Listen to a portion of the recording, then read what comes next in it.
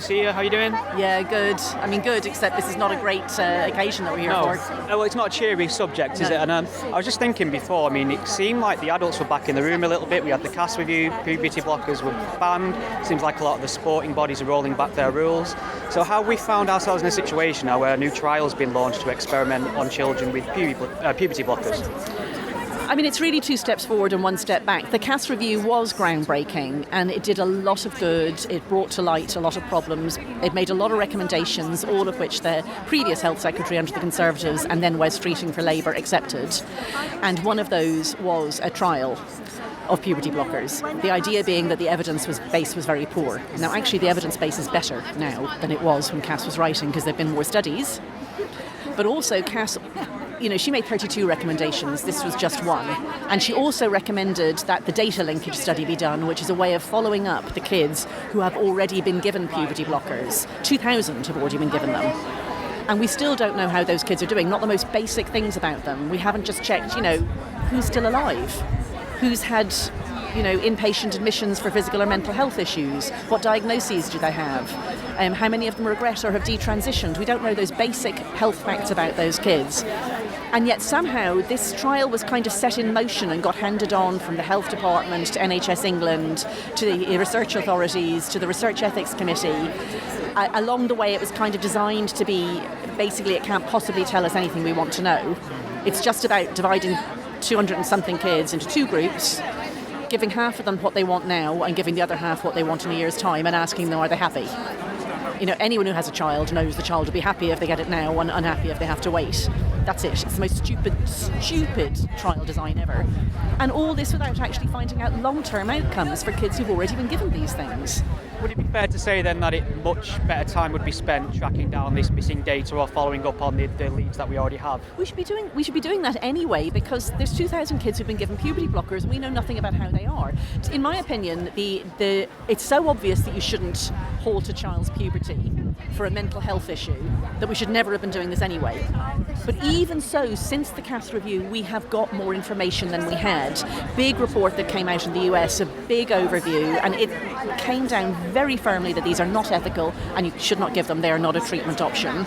So we should just be saying no to that. But we still have kids who've already been exposed. We need to know how to look after them. That's the only research we should be doing on puberty blockers, how to look after kids who are already exposed. Well, that leads me to my very last question then. So there's a group of people across the road now, and I probably won't get to speak to them because they very rarely like to talk, but what do you think they're protesting? Because it seems fairly black and white in the sense that it's unethical to experiment on children. What are they protesting against on the other side of the road there in your mind? Well, I think they start from the premise that it's possible to be really female but born male or vice versa, and that's something that you know about yourself. It's innate. It was probably there right from the start. And if any of that was true, you could see why somebody would think, that's a terribly unfortunate position. And they also believe something else that isn't true, which is that you can be sent down the other puberty. You can never go through the puberty that isn't right for your sex. That's not possible. Your body's not set up for it. All you can do is change your secondary sex characteristics and screw up your primary sex organs as well. But if you believe those 2 false things, if you believe that you can really be male, although everyone can see that you're female or vice versa, and you believe that you can do something to change bodies enough that you really would count as the opposite sex, then we're big meanies, we're cruel, we hate children. I don't hate children. I think people who lie to children and who harm children by promising them something they can't ever get, they're the people who are being horrible to children. But they think that we're cruel and that we hate them. Thanks, Helen. It's always a pleasure to speak to you. Appreciate it. Cheers. Stephen. Thank you. Stop the trial! Stop the trial! Stop the trial! Stop the trial! My name is Claire Fox. I'm the director of the Academy of Ideas. No, that's not the point. I'm also here as Baroness Fox of Buckley. Who the hell is she? I wanted to say that I'm only here because I'm gobby, and the person who we should just give a big cheer to, who's organised this, is Venice Allen.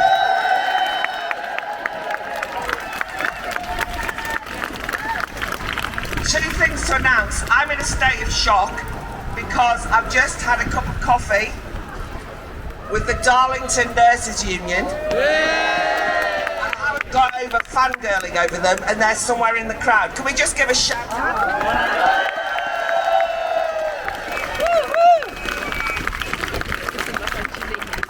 The other announcement, the microphone going out. The other important thing to note is that there is an urgent question in the Commons on this very issue. So a number of our MP speakers are delayed putting this question, inspired by this protest, to the Prime Minister and to the government. Thank goodness for that, right? These trials are unnecessary, ridiculous, unethical. We have words that we could use that we won't use because we're baronesses. As far as I am concerned, Wes Streeting needs to hear us, needs to know that parents, activists, grassroots campaigners and parliamentarians from every single party across the House think that this is absolutely disgraceful, and they need to be halted and they need to listen to us. So that's why we're here, to say to Wes Streeting, who, let's be fair, has been reasonable on this question, to now stop just being reasonable and to actually say it is unreasonable to have these trials. That's what we're here for, and we're not going to stop in general until that halted. That's what it's all about. Right, I'm going to introduce our first MP speaker. To his credit, was one of the first people who wrote a letter objecting to the trial. And that is Rupert Lowe. He's the independent MP for Great Yarmouth, founder of Restore Britain. And it's a testament to Rupert that he put his head above the parapet before others. But we are today, of all days, not sectarian, because all parties are represented. Rupert Lowe, give him a big cheer. There is a poisonous woke ideology that has torn through our public institutions. Schools, hospitals, universities, the entire NHS. It has captured people who were meant to protect children. It has forced life-altering medication onto confused young children. And they are confused. They are not sick. They are not diseased, and they are not broken. They're simply confused. That is all.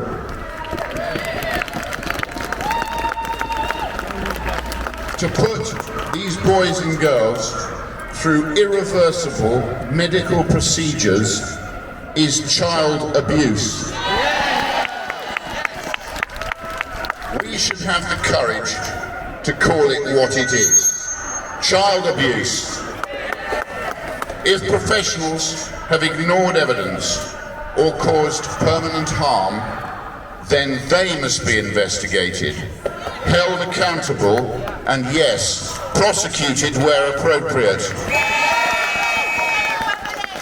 And I include politicians in that. It is evil. There is no other word for it.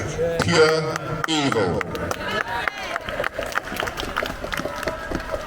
If a medical professional has deliberately inflicted lifelong harm on a confused young child in order to satisfy some sick political ideology, then they should go to prison. We will keep the fight going in Parliament.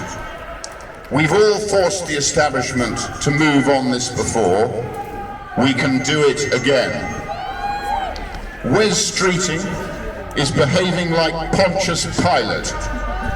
We must act. So I say to all of you, hold the line, and thank you for coming.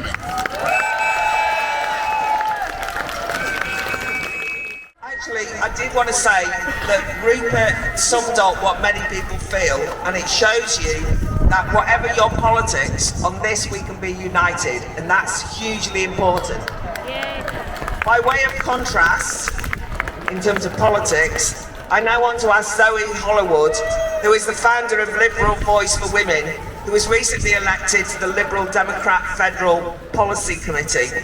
I can't tell you how difficult it has been for people who are Liberal Democrats.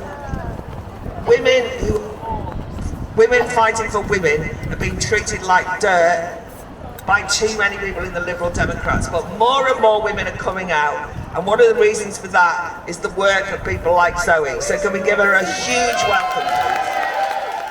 Now, I am a scientist who works in clinical trials, and earlier this week I asked a colleague, a medical doctor, what he thought of this proposed trial. His response was blunt. He called it an unethical experiment on children that's politically driven. And that phrase has stayed with me, and as I read a quote by Cass, who said, the reality of the environment that we're working in means that the immediate pressure was to find some answers about puberty blockers. Pressure, environment, these are revealing words. But what is meant by this environment is often left unsaid, but some briefings are more candid. Parents, we are told, are taking children overseas to access puberty blockers, bypassing UK safeguards. There is concern that these children are not being monitored or receiving the care they need. The belief, though, is that running another trial, one that could definitively demonstrate these negative impacts of puberty blockers, would reduce this behaviour, this demand. But this is not a scientific problem, it's a policy problem. It belongs to the realm of politics, legislation, regulation and public education. To pull this into the domain of clinical trials, I believe, is to misuse science for political purposes. And even if we set aside the serious ethical concerns about the risks of this trial, this premise of affecting behaviour change is deeply naive. There is already overwhelming evidence that any data that runs contrary to the views of pro-medicalization activists carries little weight in this arena. We have seen this with the Cass review. Any findings that challenge pro-medicalization viewpoints or even aim to safeguard children are dismissed as transphobic or infantilizing before they are even read. Because what is called gender medicine is not governed by the ordinary rules of medicine at all. It is anchored in belief.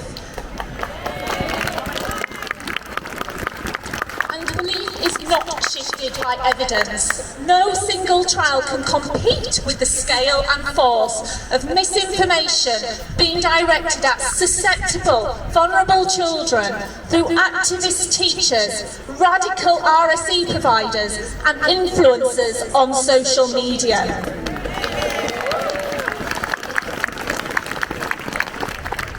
Children in distress absolutely deserve compassion, but they are being sold a fiction that their distress can be resolved by irreversibly changing, even harming their healthy bodies. A clinical trial will not correct that fiction. If the real issue is that banned drugs are being sourced overseas due to propaganda, then the answer is legislation, enforcement, and disrupting the misinformation that fuels this demand. Those who promote and platform unevidenced and harmful drugs for children should be treated the same as those who promote other forms of harm to children, whether that's in online environments or in the classroom. If the issue is a weak evidence base, then we begin where medicine always should. First, do no harm. We conduct the data linkage studies on the children who've already been exposed to these drugs. And if the issue is that children are in distress, then we invest in mental health services and we provide that support. As a scientist, when hearing evidence is lacking, it's instinctive to want to gather more data. But to a hammer, everything looks like a nail. This trial is not the answer to the problems at hand, nor to the influential environment distressed children face. risking irreversible harm to hundreds of children in the hope that evidence will persuade those whose beliefs are firmly ideologically held, is at best naive and at worst utterly reckless. Res, please think again, pause this trial, prioritise the data linkage study and strengthen and enforce the legislation that you already have in place. Thank you. Our next speaker is Layla Cunningham. Layla is a former senior Crown prosecutor who is now Councillor for Reform in Westminster City Council. God knows this woman doesn't mince her words, and we're delighted to have her here. We're here today for one simple reason. Children are being used as experimental subjects in a medical trial that should never ever have been approved. 226 children on puberty blocker drugs that interfere with normal physical, neurological development for a condition that is subjective, disputed, and not a disease. That alone should stop this trial in its tracks. Now let's be absolutely clear. This is not about life-saving treatments. It's not about curing a physical illness. It's not supported by robust long-term evidence, and it is certainly not something children can give meaningful consent to. Children cannot consent, and I say this as being a child once, and I remember how foolish I was, cannot consent to risks like impaired brain development, loss of fertility, reduced bone density, and permanent sexual dysfunction. Those harms are acknowledged already. So when officials say this is about choice or care, it's simply not true. This is about adults authorising irreversible risks. Hello? That's the online safety bill shutting me up. And the most disturbing part, to me, of the trial is the brain imaging component. It exists because researchers already suspect harm to the brain based on animal studies and evidence for people already treated for precocious puberty. But even this element is voluntary. Many children will not undergo this if the trial goes ahead, and that means the data is likely to be not valid statistically. So we are exposing children to risks without even ensuring that the research will be meaningful. That's not science, ladies and gentlemen. That is ideology. And let's talk about who these children are. They are disproportionately vulnerable. They are children with autism, children with mental health problems, children who have been bullied for being gay, and children who have experienced abuse. These are not resilient, empowered patients. These are children in distress, and instead of addressing that trauma, the safeguarding failures or the mental health needs, the system is offering to medicalise them. That is not compassion, that is a betrayal of their childhood. That is a betrayal of a state that is meant to look out for them. Because there is an enormous institutional pressure for the government to appear progressive. Even if that means disregarding basic medical ethics. History will judge us, and will judge whoever allows us to go through on how a modern healthcare system allowed itself to experiment on vulnerable children without evidence, without safeguards, and if it wasn't for us, without accountability. And let's imagine that this horrific trial is declared a success. Is the plan to roll it out nationally? To normalise puberty blockers in the NHS? To tell parents that the science is settled, when it absolutely is not? This trial will not give us robust answers, but I tell you what it will give. It will give politicians just enough ambiguity to claim cover. The state has a duty to protect children from harm, even and especially when adults insist they know better. Instead, the government is choosing to appease activists. This trial has no scientific purpose. It has no meaningful success criteria, and it has a very obvious political function. The role of the state is not to experiment first and apologize later. It is to not to outsource safeguarding to our ideology, and it is certainly not to sacrifice vulnerable children to keep political coalitions intact. And we are here to say, not in our name, not on our watch, and not with our children. If you look around, you'll see the slogan, "Gay teens aren't sick." LGBT Alliance have been, from the start, raising the alarm on this. So I'm delighted now to ask Kate Barker, the CEO of LGBT Alliance, to address us. This is a neglected area, because when we say that children are vulnerable, and Layla was absolutely right on that, many of them are not vulnerable, not sick, not ill, they're just gay. They're lesbians. Guess what? It's not a crime, it's not an illness, and if they're allowed to grow into it, they'll enjoy every bloody minute of it, won't they? Let's be frank. Right, Kate Barker, can I have you on the platform? Can I have everybody wave their sign who's got a gay team? Yay! Thank you. Look, it's no coincidence that there are so many people here from LGBT Alliance today. And that is because there's a really long and ugly history of the medicalization of homosexuality. And this trial is the latest iteration of that. That we know that at the gender clinics, most of the children would grow up to be lesbian, gay, or bisexual.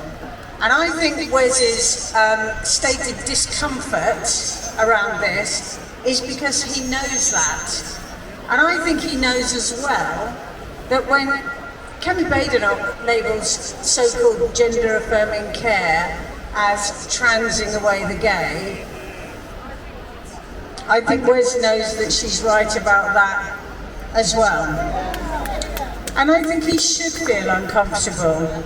I think he should feel uncomfortable that he, as the first out gay man to run the health department, is going to be enabler-in-chief of a trial that is unethical, it's unscientific, and it's absolutely unconscionable that gay youth are going to be under attack like this. So we would say, whereas there is still time, please leave gay kids alone. Gay teens aren't sick, and please stop the trial.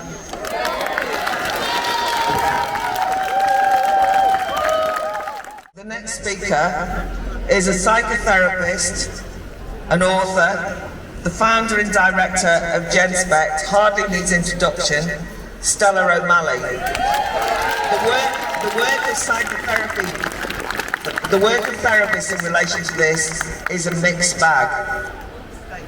Too many people who work in therapy have gone along with this ideology and have tried to silence those people who go against it.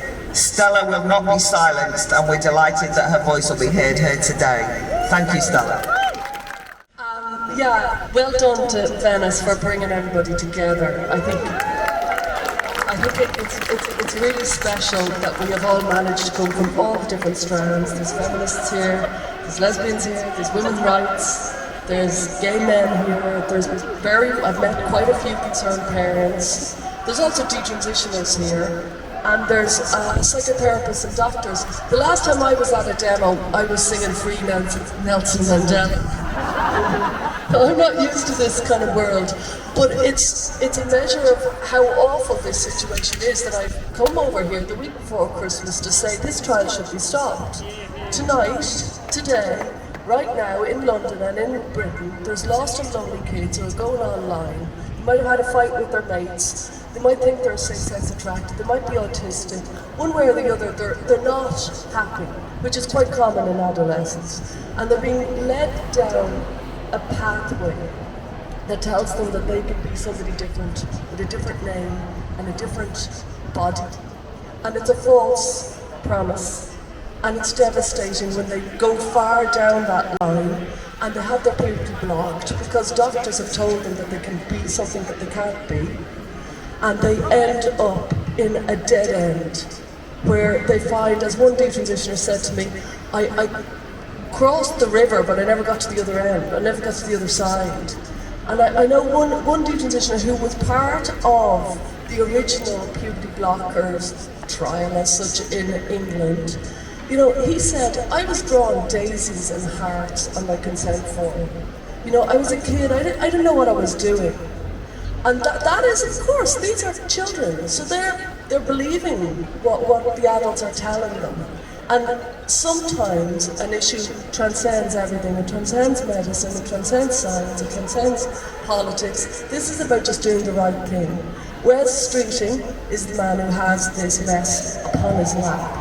And it's his job now to kind of call a halt to it. He can do something else. He can take a pivot and he can say, let's open up the data linkage trial.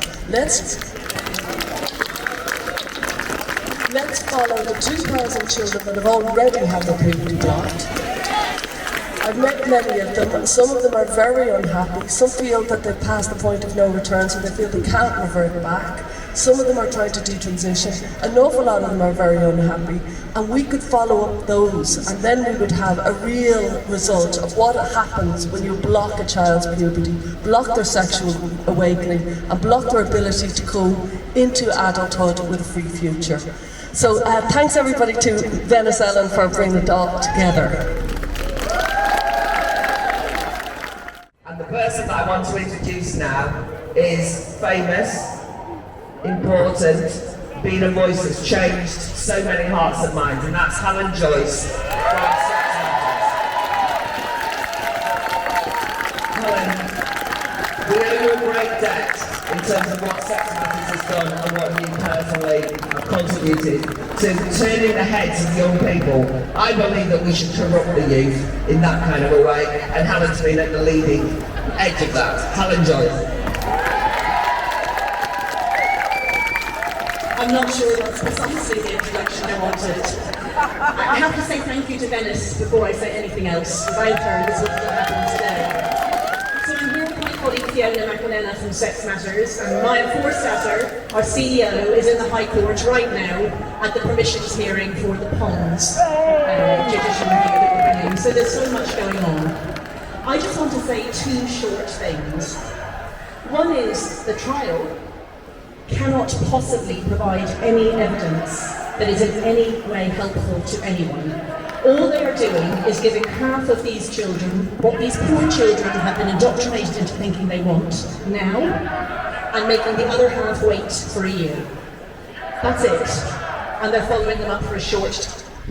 Anyone who knows anything about children will know that the ones who get what they want so desperately now will be delighted, and the ones who have to wait will be very sad and then delighted.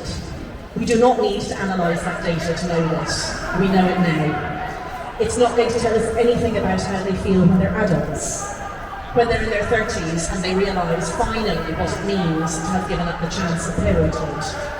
What it means not to have gone through puberty with their friends, why they're behind, why on crucial moments of their youth. It cannot possibly show things. What could show some of those things, this is the second thing I want to say, is the data linkage trial. 2,000 children, as Stella said, have already been exposed to puberty blockers in this country. And absolutely disgracefully, the adult gender clinics refused to cooperate with Hilary Cass and to provide the data that she needed to know how they are doing now. I know it's not the same as a randomised control trial, but it is 2,000 kids. We do not need to put any more children at risk, and it's much longer time frames.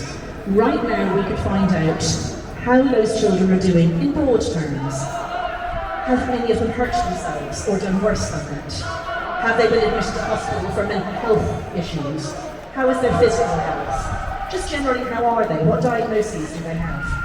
If we don't know those things about children we have already exposed, how dare we expose any more? So, there's been a crisis of responsibility here. Everybody has passed it off to someone else. Hilary Cass said she would have been happy if this didn't get ethical approval. She's left it to the ethics committee. Wes Streeting handed us off to the NHS England. They handed us off to the Human Research Authority. They handed us off to the Ethics Committee. The Ethics Committee just looked at this little design, which isn't very good, they should have said no. Nobody is standing up and saying, I take responsibility. There is now only one person who can do that, and it is Wes Streeting. We elect people to take responsibility, to make decisions. He's the Health Secretary. He's a gay man himself. He has said that he is uncomfortable about this. Wes, I am begging you, on behalf of every child who needs to grow up healthy, every child in this country, say to them, do that data linkage study first, and if you can come back and tell me that those children are in great shape, they love it, they love having their beauty blockers, you puberty blocked. Brilliant, then you can do it to some more of them. But until you can show me that, no, you are not to do this. Wes, please, get that data first.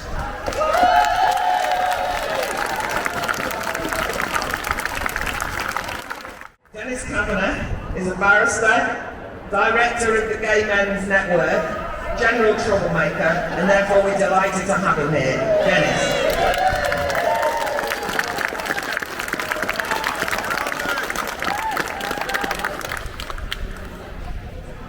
On this side of the street today, we stand against 21st century gay conversion therapy. The puberty blocker is an anti-gay, anti-lesbian chemical weapon. Over on that side of the street, they call back to the past. They believe gay teens are sick. They believe gay teens need chemical and surgical correction. What was the electrode to the testicles yesterday is the chemical castration of today. 80% of the boys and 90% of the girls at the Tavistock were same-sex attracted. In the population, we're about 2-3%. If trans is naturally occurring, there is no explanation for that figure being so high, other than we are witnessing gay conversion therapy on the NHS. And it is wonderful to see so many people here, wonderful to see so many straight people standing with gays and lesbians, but we shouldn't be doing this in 2025. Gay and lesbian teenagers are not there on this trial for medical reasons, for scientific reasons, they're there for political reasons. Because this health secretary is too gutless to say no, I won't have children treated like this. No, I won't have little boys, little gay boys like he once was, subject to something that will give them osteoporosis, that will drop their IQ, that will set them apart from their peers. How dare our first gay health secretary cut? How dare he do this? And how dare he get on television to get his excuses in early and whinge about feeling uncomfortable?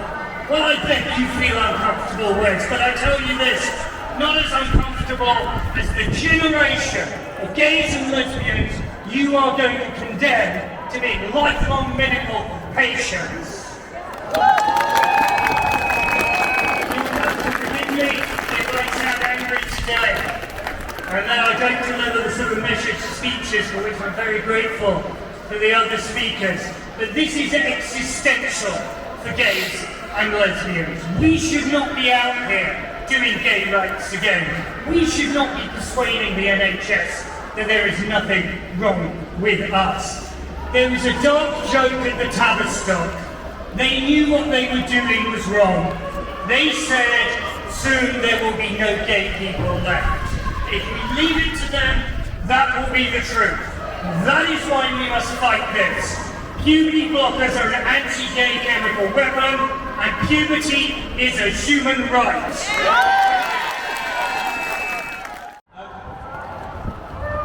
There is a time in all of our lives where we start asking ourselves some very fundamental questions.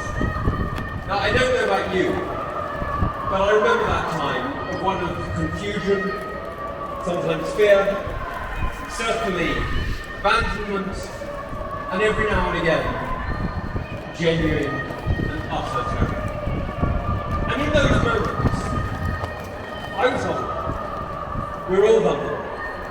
We made decisions, certainly I did, that were best described as not wise. My father had stronger words for it. We made decisions that could have cost us very dearly. We made some decisions that we only got out of because of the love and support of those who know us best. That time in life was called puberty. And I'm really sorry, but there's no way to avoid it. There is no way out of it, there's no way around it, there's no way over it or under it. The simple truth is that it is part of the human existence. Whether you're a man or a woman, I'm afraid it is just life. Now there are answers, and those answers we know are the strength, the love, the support of family, community and friends. We know those answers are in knowing the truth about speaking about the genuine responsibilities that we have as individuals, to each other, to our families, to our friends, to our communities, to our wider society. But we also know there are some untruths. There are some ways that people try to escape. Sadly, many of our young people turn to drugs or alcohol. And that's bad enough. But to have, let's be honest, false prophets offering cures for life that is not a disease is a really troubling turn of events. Now, I've been watching this debate, and I owe an apology to many people out there for not having raised my voice earlier. I must be honest.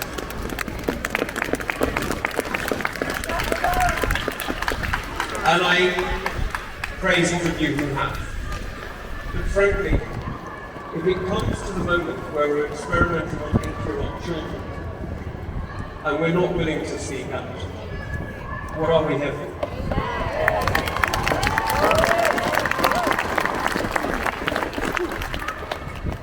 So let me pay huge tribute to those who have spoken out. To JK, who I know is a champion of many of us.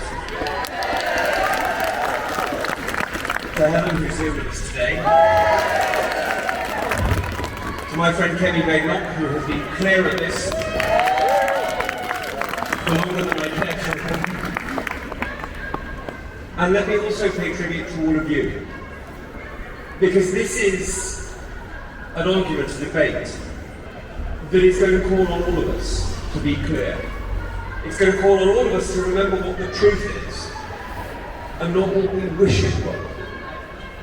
It's going to call on all of us to remind those of us who are sitting just up the road here, where I was sitting only a few minutes ago, that they do actually have a decision and they do have a responsibility. Because the truth is that we all get advice. We are all offered advice constantly by individuals, many of whom are well-meaning, but come at it with a perspective that doesn't actually have to take in everyone's view. Our job, the job of Parliament, the job of those you chose to represent you, is to listen to all those voices and to try to give them a priority, to try to give them a balance that means that decisions which are taken today can be lived with. And the day that you are denying the life of a child, the opportunity to grow, gay or straight, male or female, the day that you are denying them the opportunity to have a normal human existence, whatever it may be, in whatever colour or shade of human life that may be, the day you are treating ordinary humanity as a medical condition to be treated, is the day that you're denying the truth. You are not prioritising those who are most in need, and you are experimenting on the most vulnerable. And that is wrong. What do we want? Stop the trial! When do we want it? Never! What do we want? Stop the trial! When do we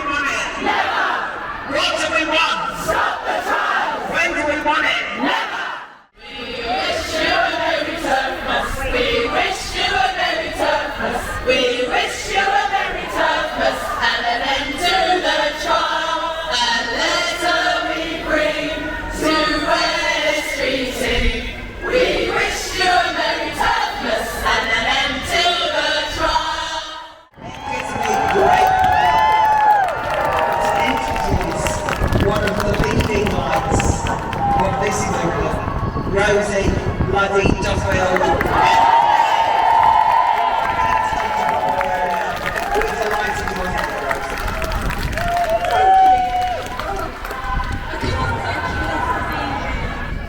I've just come out of that ridiculous waste of space in Westminster, and the deputy decided that I didn't need to speak on the urgent question, so I popped up and down, and they chose all of the late newbies who are just affirming that the Health Secretary and the Government are wonderful. So today I feel very voiceless, and I was going to voice everything that you wanted me to.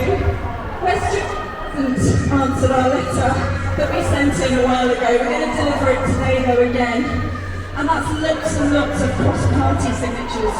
There are lots of cowardly Labour MPs who agree that they want a job and they won't say anything out loud. They still get platformed when I don't at all of the women's conferences and things, but they won't say or do anything. And I'm really angry now because I've been in this fight not as long as some of you, and thank God for transgender trans and people. But I've been in it long enough to tell you this is the worst thing that has ever happened in this entire experiment with children. There's Menno, thank God for Menno, thank God for Josh Howard, thank God for LGB Alliance. WRN, what would we do without them? How would we keep the public? These children, we don't know who's going to give consent for the littlest children if they are in care or looked after. We don't know who's going to get to give consent because they can't legally if they're under 13. The 8, 9 and 10-year-old children will be given consent by one parent. So what happens if the other parent disagrees? West Streeting says he's listened to clinicians, but I can see several coalitions, Ellen Joyce and experts who say this is not okay. Why isn't he listening to them? We need to write to MPs, shout, yell, write to West Streeting, and do not give up. Sarah Ponchett has just come from the House of Commons, from Reform. I'm not going to try and get up there, Sarah, you say your bit. Hello everybody. So yes, I've just come from the chamber where I questioned West Streeting on this shocking trial. I said once again that this is nothing short of state-sponsored child abuse. This is human experimentation on our children. These children, there is no lower age. I've asked for, if this trial goes ahead, for there to be a lower age limit, and they are refusing to introduce that. I have asked for all already diagnosed children, vulnerable children with issues like ADHD, anxiety, children in our care system, to be excluded from this trial. Do you know what I was told by the most frightening bunch of clinicians? They told me in Parliament that they wanted to see the effect of these drugs on those children. Disgusting! Disgusting! They told me that in Parliament. So today, again, I have asked West Streeting to follow the will of the people. These are elected politicians, and we are elected to represent you and introduce and affect your will. He's acting against the will of the people. There is a survey out today by Transgender Trend which proves clearly that people are against this trap. This has to stop. We have 2,000 children and young people. We have the data from their experiences on puberty blockers. And do you know what? We're told we cannot access this data. This data is not being released. I just asked West Streeting about 10 minutes ago to introduce statutory legislation which he can do to access that data. This trial does not need to go ahead.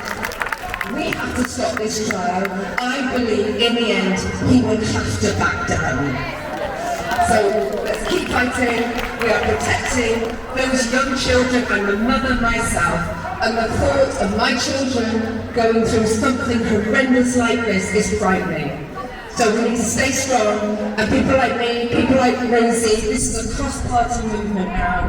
That is so powerful. We will carry on fighting this on your behalf and on behalf of vulnerable children. We're delighted that Jonathan Hinder, Labour and leading for Labour, is here to join us. John. Thank you for coming, and I'm so sorry I'm late, but when I had my opportunity to say my piece in the House of Commons this afternoon, I was not going to miss it. I may have been called a disgrace by other Labour MPs sat behind me as I sat down. Shame on them! We all know that whether this gets through Parliament with political support, we know the public does not support this. So I won't go on, but what I want you to go away with today, when you go home, back to your communities, wherever they are, we need to keep this on the agenda, because I have had the experience of talking to family, friends, former colleagues, who have not heard about this. They have no idea that this is happening, and when you speak to the ordinary man and woman on the street, they go, what? Sorry, what? And this is state sanctioned. It's not behind closed doors. It's not like Telestop. This is out in the open. So we need to get out there and tell people of all political persuasions and none what is going on. That is the only way we are going to stop this. Keep fighting, go out there, spread the word, and we will stop this. We're going to hand in the letter signed by people from every single political party represented in the House of Commons and the House of Lords. The Department of Health is opposite us. We are going to walk past some people who are less sympathetic to our cause than we might want them to, but we're going to do it.